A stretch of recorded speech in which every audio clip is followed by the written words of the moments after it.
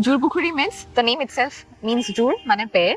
Duta pukhuri ase. Amar honmukhot eta pukhuri ase, and we are standing in this pukhuri. Aru ei pukhuri tu, it was dug out during the time of the Ahoms. Shibo Kingho Rajator Kalot, তেখেতৰ wife Borraja Fulesori. তেখেতে উগ্ৰতৰা মন্দিৰটো বনাইছিলে আৰু মন্দিৰৰ মূৰ্তি নোৱা ধোৱা কৰিবলৈ এই পুখুৰীটো বনাইছিলে। Channelized waterway আছিলে which would connect to the Brahmaputra Nodi, which is just nearby. Okay. Now as time passed, যেতিয়া city develop হ'ল, Britishers আহিলে, লাহে লাহে এইটো channelটো বন্ধ কৰি দিয়া গ'ল, and it turned out to be a single পুখুৰী।